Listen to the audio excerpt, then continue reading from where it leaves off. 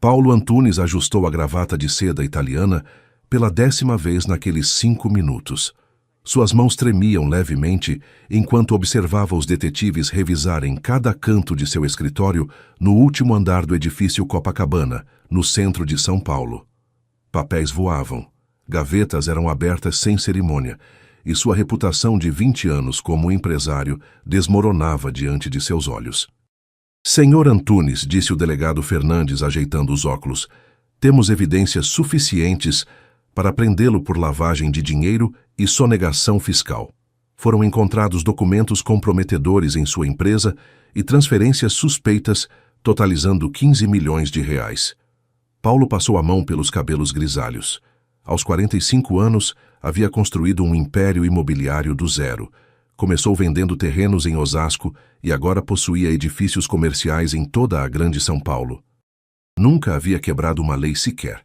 Pagava seus impostos religiosamente e tratava seus funcionários com dignidade. Delegado, deve haver algum engano. Eu nunca fiz nada ilegal. Todos os meus negócios são transparentes. Os documentos dizem o contrário, replicou o detetive Silva mostrando uma pasta cheia de papéis.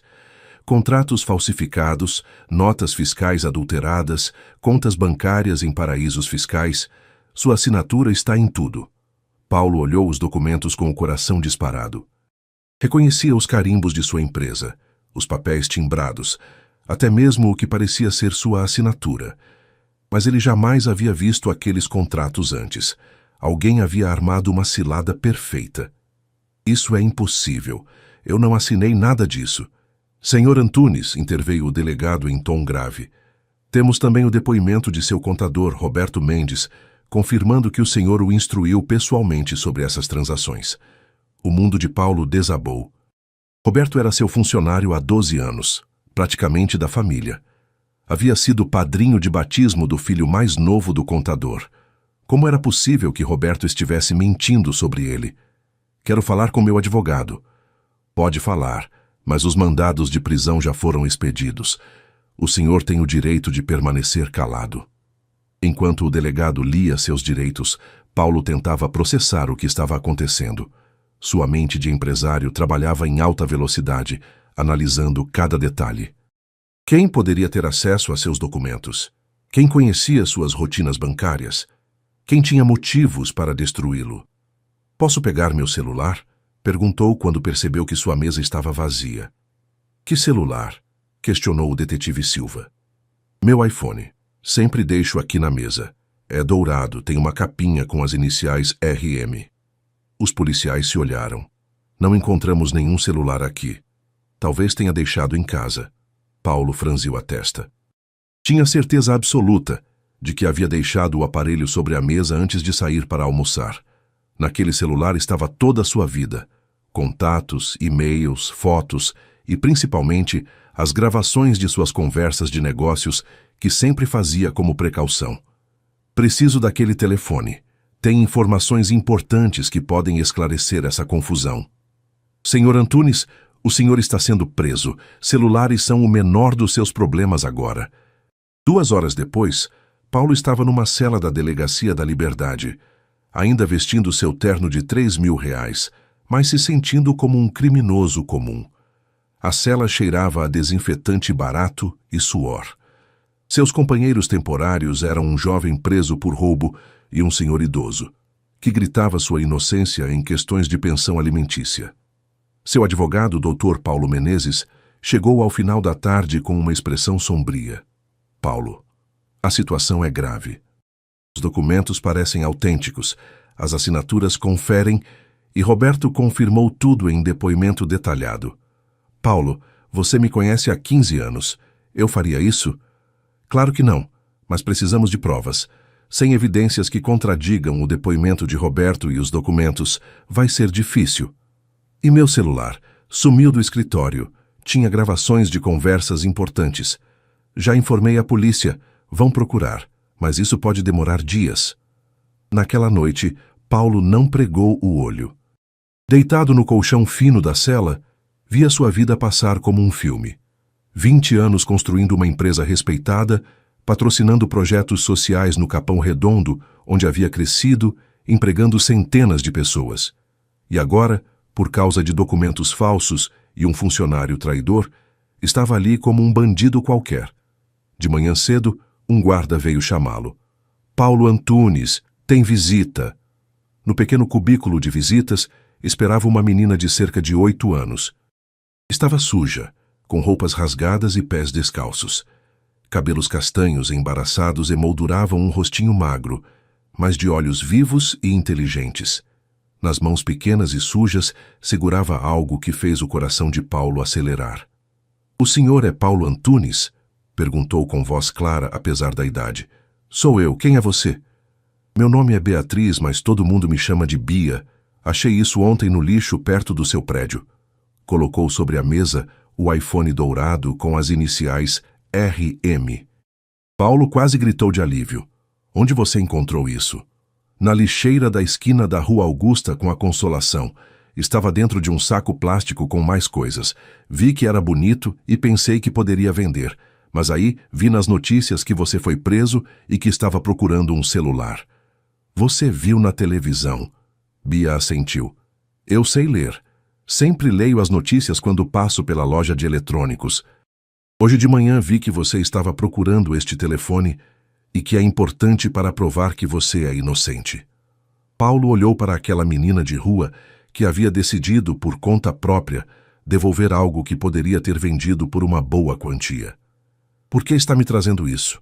Poderia ter vendido e comprado comida." Bia o olhou com seriedade que não combinava com sua idade. "Minha mãe sempre dizia que o que não é nosso, a gente tem que devolver. E além disso," fez uma pausa, "você parece uma pessoa boa." "Como sabe que sou uma pessoa boa?" "Li sobre suas empresas na internet do Lan House. Vi que você constrói casas para famílias pobres e dá emprego para muita gente. Pessoas más não fazem isso."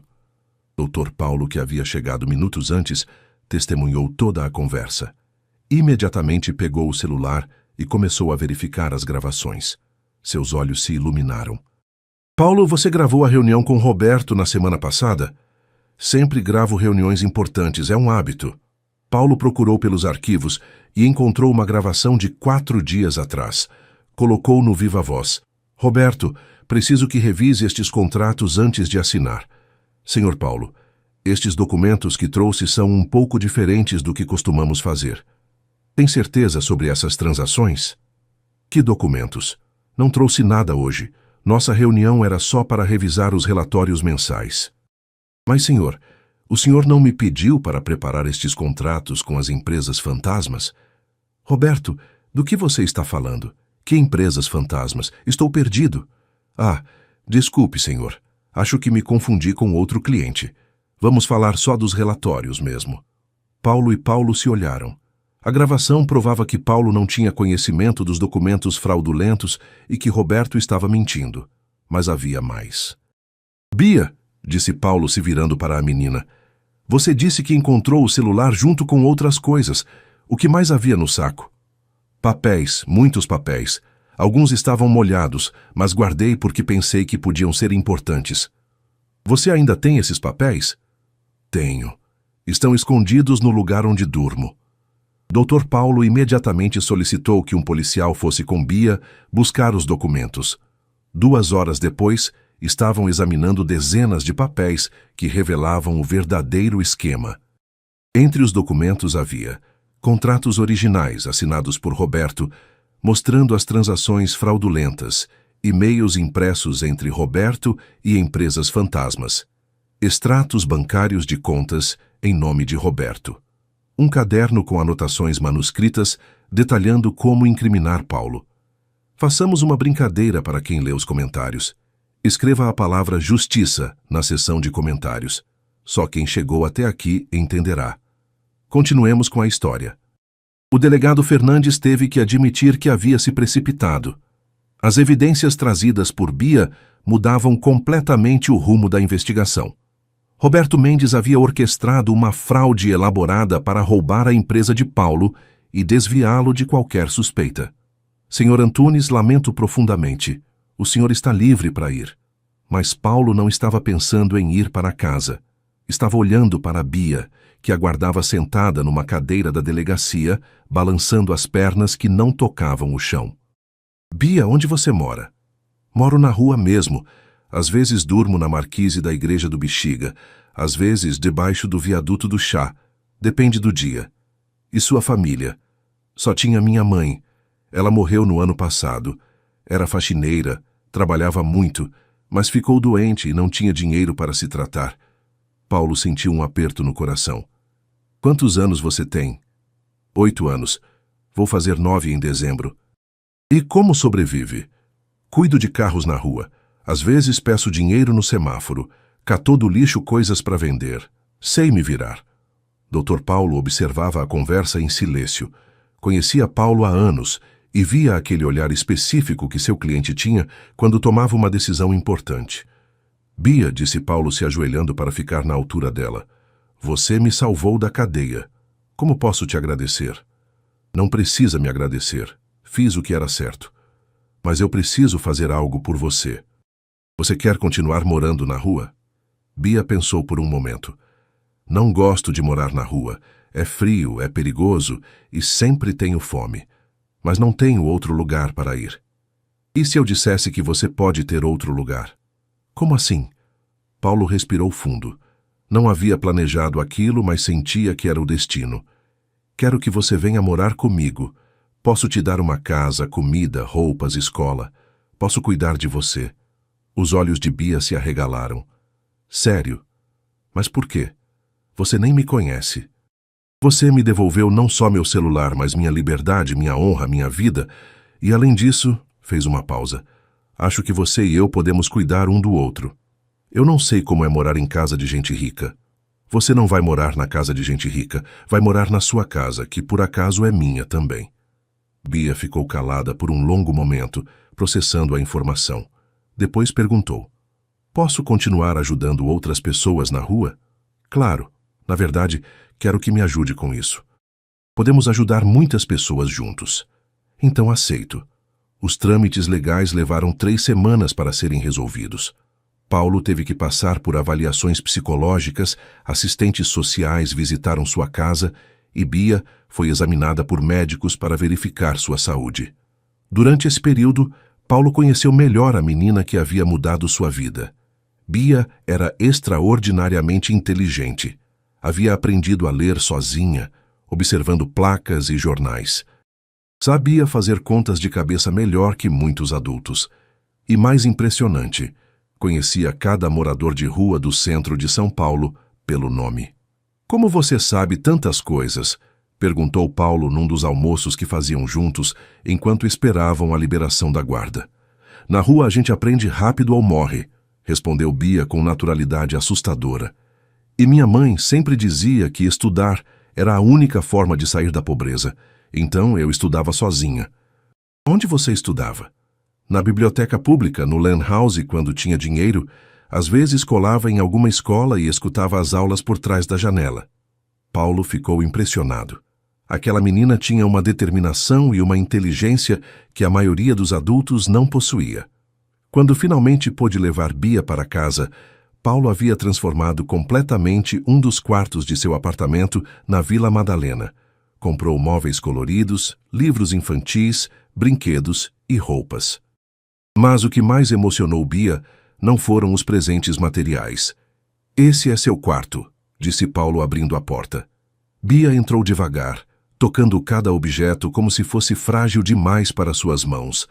Parou diante da cama com lençóis limpos e macios. É toda minha? Toda sua. E posso dormir aqui todos os dias? Todos os dias. E você não vai me mandar embora se eu fizer alguma coisa errada? Paulo se ajoelhou diante dela. Bia, escute bem. Esta é sua casa agora. Não importa que erros você cometa. Não importa que problemas apareçam, você vai continuar sendo minha filha. Sua filha? Se você quiser. Estou começando os papéis para te adotar legalmente. Pela primeira vez desde que a conheceu, Bia chorou. Não de tristeza, mas de alívio. Abraçou Paulo como se ele fosse a única coisa sólida num mundo que havia sido muito instável por muito tempo. A adaptação não foi fácil para nenhum dos dois. Paulo nunca havia cuidado de uma criança, e Bia nunca havia vivido dentro de casa. Os primeiros dias foram cheios de pequenos acidentes e descobertas. Bia não sabia usar o chuveiro e teve medo do barulho do secador de cabelo. Paulo não sabia pentear cabelo de menina e queimou a primeira tentativa de panqueca. Mas eles riram de cada erro e aprenderam juntos. Você não pode dormir no chão, disse Paulo na primeira noite, quando encontrou Bia dormindo ao lado da cama, enrolada numa manta. Tenho medo de estragar a cama, é muito bonita. A cama é para usar, não para decorar. E você não vai estragar nada. Levou 3 noites para Bia se sentir confortável dormindo na cama, e mais 2 semanas para parar de esconder comida debaixo do colchão. Bia, por que você está guardando comida aqui? E se acabar? E se amanhã não tiver mais? Sempre vai ter comida aqui. Sempre. Como você sabe? Porque agora somos uma família, e famílias cuidam uma das outras. 1 mês depois de Bia se mudar, Paulo decidiu que era hora de apresentá-la ao mundo. A primeira saída oficial foi para a empresa. Bia conheceu todos os funcionários, que ficaram encantados com sua inteligência e personalidade. Senhor Paulo, disse Margarete, sua secretária, ela é adorável e muito esperta. É mesmo. Bia, quer contar para a Margarete o que descobriu sobre o sistema de segurança? O sistema tem uma falha no 3º andar. As câmeras não cobrem o corredor dos fundos completamente. Alguém poderia entrar por lá sem ser visto. Margarete olhou surpresa para Paulo. Ela tem razão. Como descobriu isso? Ando observando desde que chegamos, respondeu Bia naturalmente. Na rua a gente aprende a ver essas coisas. Paulo percebeu que Bia não estava apenas sendo inteligente, estava inconscientemente protegendo ele e a empresa. Sua experiência de rua havia desenvolvido nela um instinto de segurança aguçado. Naquela noite, durante o jantar, Paulo teve uma conversa séria com Bia. Você sabe que não precisa mais ficar alerta o tempo todo, né? Está segura agora. Eu sei, mas é difícil parar. Na rua, se você não prestar atenção, coisas ruins acontecem. Que tipo de coisas ruins? Bia ficou quieta por um momento. Pessoas que machucam crianças, gente que rouba, policiais que batem, outros meninos de rua que tomam sua comida. Paulo sentiu o coração doer. Aquela menina de 8 anos havia vivido uma realidade que ele nem conseguia imaginar. Bia, prometo que você nunca mais vai passar por nada disso. Como você pode prometer? Você não controla tudo. Você tem razão, mas posso prometer que vou fazer tudo o que estiver no meu poder para te proteger. Bia assentiu. Tá bom. E eu prometo proteger você também. Me proteger de quê? De pessoas como o Roberto. Eu sei reconhecer quando alguém está mentindo. Como sabe? Na rua você aprende. Quando alguém diz que vai te ajudar, mas está pensando em te fazer mal, dá para perceber pelos olhos. 3 meses depois, a vida de Paulo e Bia havia encontrado um ritmo. Ela estava matriculada na melhor escola particular da Vila Madalena, mas insistiu em continuar visitando os amigos de rua nos fins de semana. Não posso esquecer dele só porque agora tenho uma casa, explicou quando Paulo perguntou por que queria voltar ao centro. Não é esquecer, é seguir em frente. Seguir em frente não significa deixar as pessoas para trás. Significa levar elas junto quando possível. Paulo ficou impressionado com a sabedoria daquela criança. Decidiu apoiar sua vontade de ajudar outros meninos de rua. O que você acha de criarmos um projeto para ajudar crianças em situação parecida com a sua?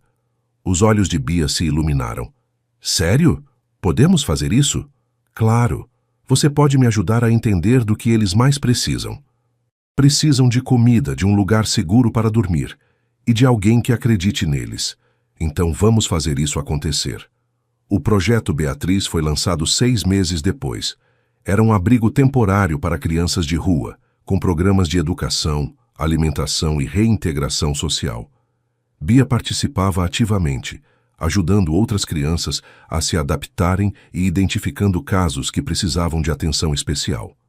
Como você sabe que o João está mentindo sobre a idade? Perguntou Paulo, observando Bia conversar com um menino novo no projeto. Ele disse que tem 12 anos, mas ainda tem dentes de leite e não conhece as ruas direito. Deve ter uns 9. Por que mentiria sobre a idade? Meninos mais velhos conseguem trabalhos melhores na rua. É uma questão de sobrevivência. Paulo cada vez mais se impressionava com a capacidade de Bia de entender o mundo ao seu redor. Ela não era apenas uma criança que havia crescido na rua. Era uma criança excepcionalmente inteligente, que havia transformado experiências difíceis em sabedoria. Um ano após a prisão injusta, Paulo estava em seu escritório, assinando os documentos finais da adoção de Bia, quando ela entrou correndo. Papai, papai, chegou um envelope para você. Era a primeira vez que ela o chamava de papai. Paulo sentiu os olhos marejarem. O que disse? Chamei você de papai. Pode. Claro que pode. É isso que sou mesmo. Bia sorriu e entregou o envelope. Era da Justiça Federal, informando que Roberto Mendes havia sido condenado a 8 anos de prisão por fraude, lavagem de dinheiro e formação de quadrilha. O caso havia sido encerrado completamente. Agora acabou de verdade, disse Paulo. Acabou a parte ruim, corrigiu Bia. A parte boa está só começando. Façamos outra brincadeira para quem só revisa a caixa de comentários. Escrevam a palavra esperança. Os que chegaram até aqui entenderão a piada. Continuemos com a história. 2 anos depois, Paulo e Bia eram uma família consolidada.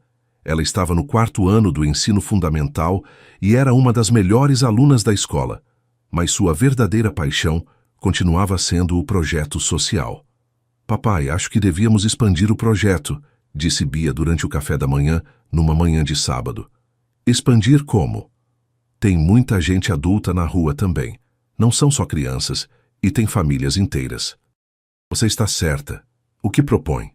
Podíamos fazer um centro maior com espaços para famílias, cursos profissionalizantes e até um consultório médico. Paulo sorriu. Aos 10 anos, Bia pensava como uma assistente social experiente. É uma ótima ideia. Vamos fazer um plano. O Centro de Acolhimento Beatriz foi inaugurado no ano seguinte. Era um complexo de 3 prédios no Bela Vista, que atendia famílias inteiras em situação de rua. Oferecia moradia temporária, cursos profissionalizantes, acompanhamento médico e psicológico e programas de reinserção social. Na inauguração, o prefeito de São Paulo fez um discurso elogiando o projeto. Jornalistas entrevistaram Paulo sobre sua motivação para ajudar pessoas em situação de rua. Senhor Antunes, o que o levou a criar este centro? Minha filha me ensinou que nossa responsabilidade não termina quando nossas próprias necessidades estão atendidas. Termina quando todos ao nosso redor também estão bem. E o que a Beatriz acha de ter um centro com seu nome? Paulo olhou para Bia, que estava conversando com algumas crianças que seriam atendidas pelo centro. Por que não pergunta para ela? O repórter se aproximou de Bia com o microfone. Beatriz, como se sente por ter um centro com seu nome? O nome não importa, respondeu Bia com seriedade.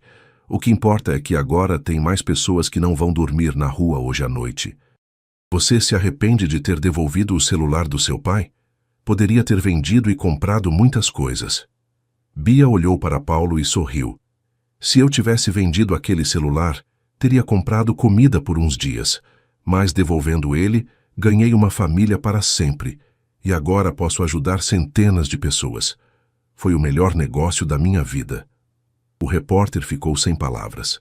Uma criança de 10 anos havia dado uma lição de economia social que a maioria dos adultos não entenderia. Naquela noite, já em casa, Paulo e Bia se sentaram no sofá para assistir o noticiário que cobriu a inauguração. Bia, posso te perguntar uma coisa? Claro. Quando você me trouxe o celular na delegacia, já sabia que eu ia te adotar? Não sabia. Nem estava pensando nisso. Então por que fez? Bia pensou por um momento. Porque minha mãe sempre dizia que quando a gente faz a coisa certa, coisas boas acontecem. Não necessariamente para a gente, mas para todo mundo. Sua mãe era sábia. Era. Ela dizia também que a gente não ajuda pessoas para receber coisas em troca. A gente ajuda porque é assim que o mundo fica melhor. Paulo abraçou sua filha. Ela teria muito orgulho de você. E de você também. Você poderia ter me dado uma casa e parado por aí, mas você fez muito mais.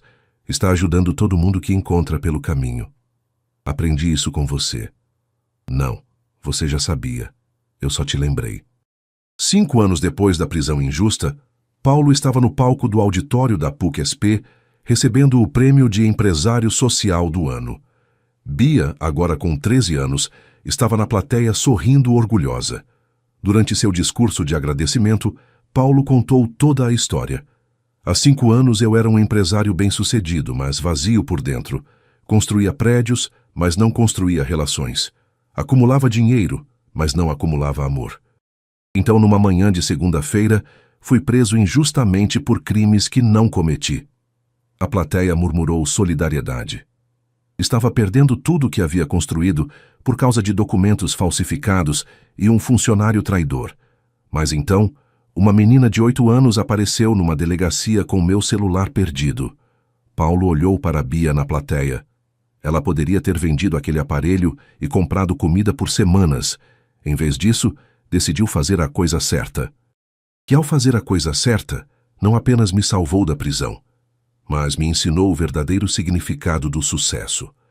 O sucesso não é o que você acumula, é o que você compartilha.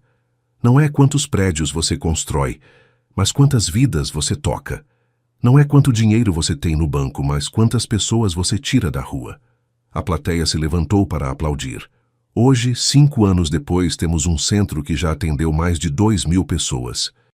Temos 450 funcionários, a maioria ex-moradores de rua.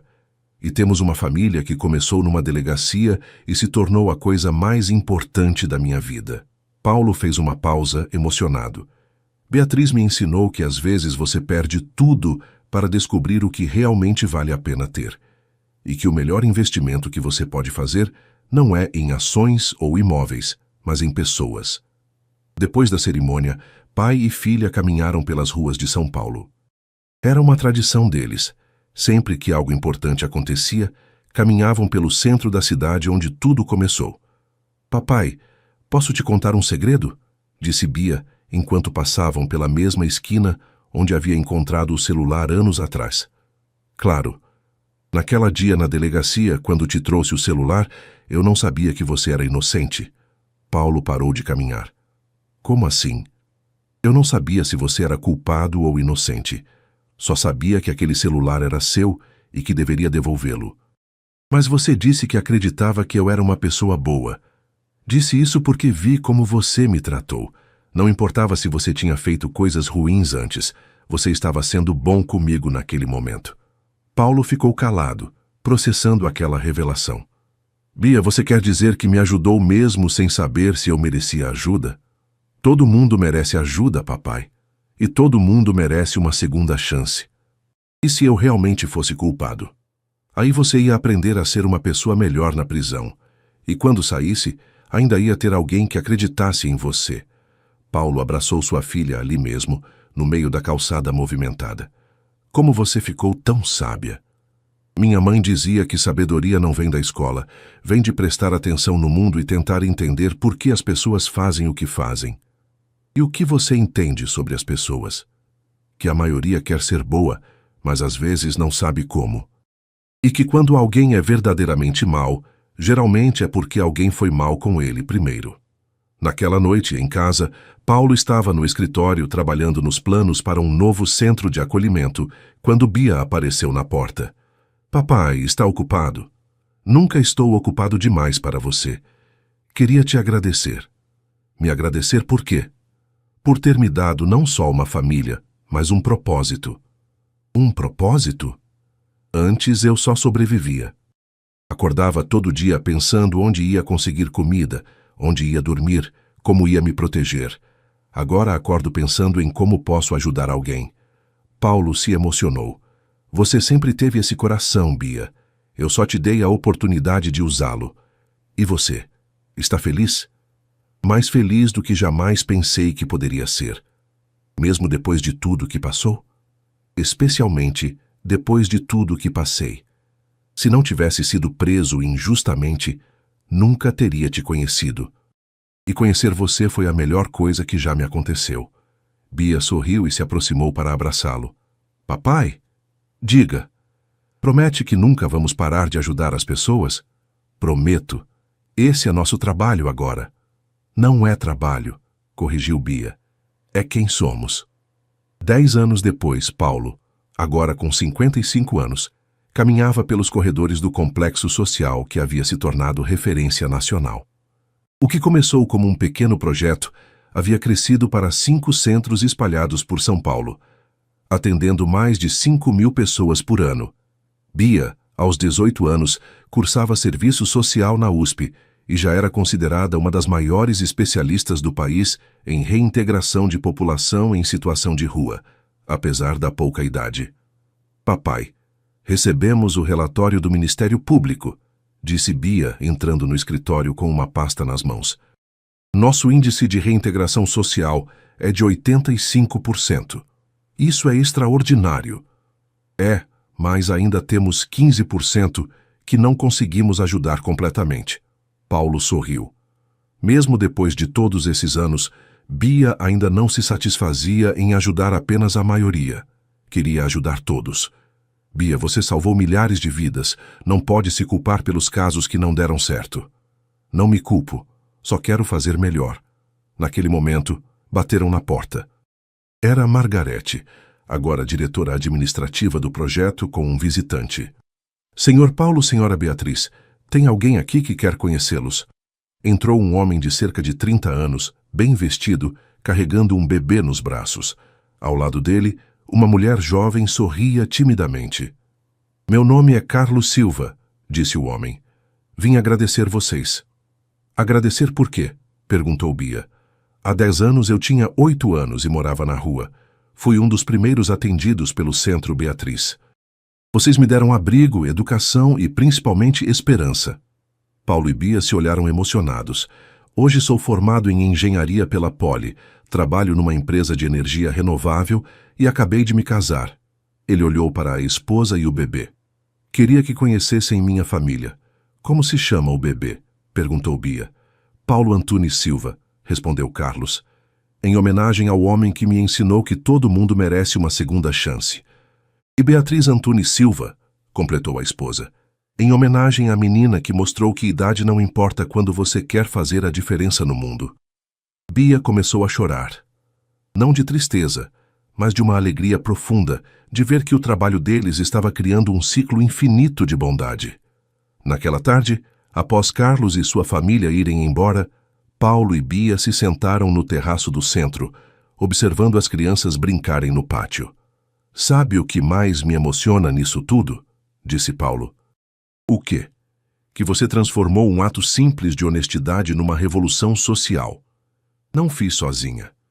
Você deu o primeiro passo, devolveu um celular quando poderia tê-lo vendido, e esse único ato de integridade mudou milhares de vidas. Bia observou as crianças brincando. Algumas eram filhos de funcionários do centro, outras eram atendidas pelos programas sociais. Todas brincavam juntas, sem distinção de classe social. Você acha que minha mãe ficaria orgulhosa? Perguntou Bia. Tenho certeza que ela está orgulhosa. Onde quer que esteja, ela sabe que a filha dela não apenas sobreviveu, mas floresceu e ajudou outros a florescer também. E você, papai? Algum arrependimento? Paulo pensou por um momento. O único arrependimento que tenho é não ter sido preso antes, disse rindo. Como assim? Se não tivesse sido preso, nunca teria te conhecido. E sem você, minha vida seria boa, mas não seria completa. Bia se levantou e abraçou seu pai. Obrigada por ter acreditado numa menina suja de 8 anos com um celular nas mãos. Obrigado por ter me ensinado que às vezes você precisa perder tudo para encontrar o que realmente importa. Enquanto o sol se punha sobre São Paulo, pai e filha ficaram ali, observando em silêncio o mundo que haviam ajudado a transformar. No pátio abaixo, uma nova geração de crianças brincava em segurança, alimentadas, educadas e amadas. 15 anos depois, o legado. A Fundação Paulo e Beatriz Antunes havia se tornado uma das maiores organizações sociais do Brasil. Com 30 centros espalhados por 15 estados, já havia atendido mais de 50.000 pessoas. Paulo, agora aposentado dos negócios imobiliários, Dedicava-se integralmente ao projeto social. Bia, aos 23 anos, era doutoranda em políticas públicas e reconhecida internacionalmente por suas pesquisas sobre erradicação da pobreza urbana. Numa manhã de setembro, eles estavam no auditório principal da Fundação para o lançamento de um novo programa, Segundas Chances, que oferecia microcrédito e mentoria para ex-moradores de rua que queriam abrir pequenos negócios. Senhoras e senhores, disse Paulo ao microfone, há 15 anos, uma menina de 8 anos me ensinou a lição mais importante da minha vida, que nossa riqueza não se mede pelo que acumulamos, mas pelo que compartilhamos. A plateia, formada por empresários, políticos, funcionários da Fundação e pessoas atendidas pelos programas, escutava em silêncio respeitoso. Hoje temos o orgulho de anunciar que nossa fundação se tornou autossustentável. Os negócios sociais que criamos geram receita suficiente para manter todos os nossos programas funcionando sem depender de doações. Aplausos preencheram o auditório. Mas o mais importante não são os números, são as histórias. Como a do Carlos Silva, que hoje é diretor de uma empresa de energia limpa. Como a da Fernanda Santos, que saiu das ruas e hoje é professora numa das nossas escolas. Como a do João Oliveira, que abriu uma padaria que emprega 12 ex-moradores de rua. Paulo fez uma pausa e olhou para Bia, que estava na primeira fila. Cada uma dessas histórias começou com um ato simples. Alguém decidindo fazer a coisa certa, mesmo quando ninguém estava olhando. Por isso, anunciamos também hoje a criação do Instituto Beatriz Antunes de Ética e Cidadania, que oferecerá bolsas de estudo integrais para jovens que demonstrem não apenas excelência acadêmica, mas principalmente caráter íntegro. Quando Paulo terminou seu discurso, Bia subiu ao palco. Aos 23 anos, havia se tornado uma mulher confiante, mas mantinha a mesma sinceridade e simplicidade de quando criança. Há 15 anos, começou ela, eu era uma menina de rua que encontrou um celular no lixo. Poderia tê-lo vendido e comprado comida por algumas semanas. Em vez disso, decidi devolvê-lo ao dono. Muitas pessoas me perguntam por que fiz isso. A resposta é simples. Minha mãe me ensinou que o que não é nosso deve ser devolvido. Mas há outra resposta, mais profunda. Eu acreditava que fazer a coisa certa, mesmo quando é difícil, sempre leva a consequências boas. Bia olhou para a plateia fazendo contato visual com várias pessoas. 15 anos depois, posso dizer que estava certa. Aquele celular me trouxe não apenas uma família, mas um propósito. Me ensinou que nossa responsabilidade uns com os outros não termina quando nossas necessidades estão atendidas. Hoje, 50 mil pessoas têm uma vida diferente porque decidi devolver um telefone. Não estou contando isso para me gabar, mas para mostrar como pequenos atos de bondade podem criar ondas enormes de transformação. A plateia se levantou para aplaudir. Por isso, meu desafio para todos vocês é simples. Encontrem seu celular no lixo. Encontrem aquela oportunidade de fazer a coisa certa, mesmo quando ninguém está olhando. Porque nunca sabemos quantas vidas podemos transformar com um único ato de integridade. Após o evento, pai e filha caminharam pelas ruas do centro de São Paulo. Era uma tradição que mantinham há anos, sempre que algo importante acontecia. Bia, tem uma coisa que nunca te contei, disse Paulo quando passaram pela mesma esquina onde ela havia encontrado o celular anos atrás. O que é? Naquela primeira noite que você passou em casa, eu não dormi. Fiquei pensando se estava fazendo a coisa certa, se seria capaz de cuidar de uma criança. E o que concluiu? Que não importava se eu era capaz. O que importava era que você precisava de alguém e eu estava disposto a aprender. E aprendeu? Ainda estou aprendendo. Todos os dias você me ensina algo novo sobre coragem, sobre generosidade, sobre não desistir das pessoas. Pararam em frente ao primeiro centro que haviam criado. Agora havia uma placa de bronze na entrada. Centro de Acolhimento Beatriz, onde tudo começou. Sabe qual é minha parte favorita de toda essa história? Perguntou Bia. Qual? Que começou com uma injustiça. Você foi preso injustamente. Eu estava vivendo na rua injustamente.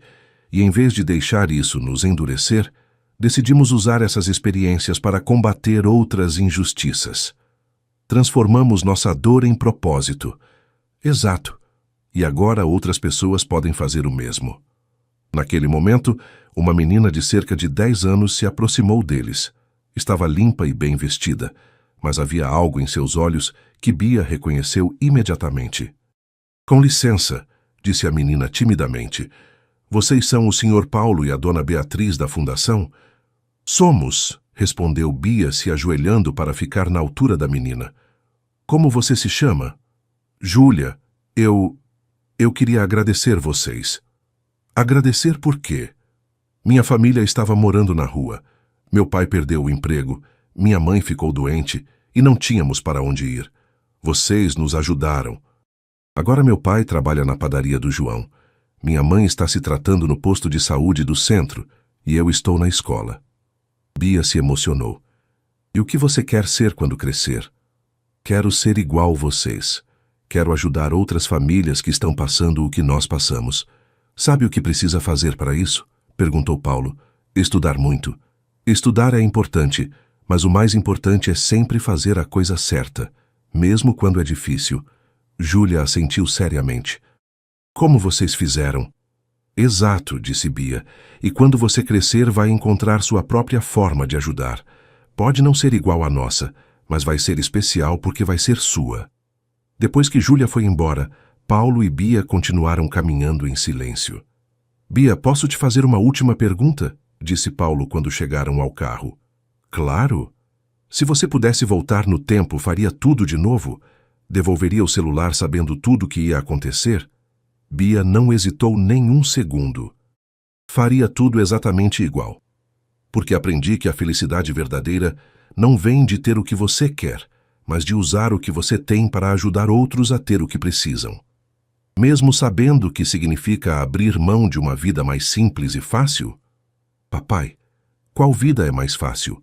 A vida de quem só pensa em si mesmo e vai dormir todas as noites sabendo que poderia ter ajudado alguém, mas não ajudou? Ou a vida de quem se cansa todos os dias tentando fazer o mundo um pouco melhor? Paulo sorriu. Mesmo depois de todos esses anos, Bia ainda conseguia o surpreender com sua sabedoria. Você tem razão. A vida mais difícil é aquela em que você não faz diferença na vida de ninguém. E nós fizemos diferença, não foi? Fizemos mais que diferença. Provamos que uma única escolha correta pode mudar o destino de milhares de pessoas. Enquanto dirigiam de volta para casa, Bia olhou pela janela as ruas de São Paulo. Em algum lugar daquela cidade, havia outras crianças como ela havia sido um dia. Em algum lugar, havia outras pessoas como Paulo havia sido, bem-sucedidas, mas vazias. Em algum lugar, alguém estava prestes a fazer uma escolha que poderia mudar tudo. Papai? Sim? Obrigada por ter me ensinado que riqueza não é o que você tem no banco, mas quantas vidas você toca. Obrigado por ter me ensinado que coragem não é não ter medo, mas fazer a coisa certa mesmo com medo. E obrigada por ter me mostrado que família não é só quem nasce com você, mas quem escolhe ficar com você. E obrigado, disse Paulo com a voz embargada, por ter me salvado não apenas da prisão, mas de uma vida sem significado. 20 anos haviam se passado desde aquela manhã, quando uma menina de 8 anos decidiu devolver um celular encontrado no lixo. Aquela decisão simples havia se transformado numa revolução silenciosa que tocou centenas de milhares de vidas. E o mais bonito de tudo era que a revolução estava apenas começando. Porque cada pessoa ajudada pela Fundação levava consigo não apenas uma nova chance na vida, mas uma lição sobre o poder transformador de fazer a coisa certa. Nas paredes do escritório principal da Fundação, havia uma frase emoldurada que resumia toda a filosofia do trabalho que faziam. Às vezes você perde tudo para descobrir o que realmente vale a pena ter. E às vezes você encontra uma família no lugar mais improvável, numa cela de delegacia, com um celular nas mãos e amor no coração. Afim, obrigado por assistir este vídeo. Se esta história tocou seu coração, não esqueça de dar like, se inscrever no canal e deixar um comentário com seu nome e de onde me escuta.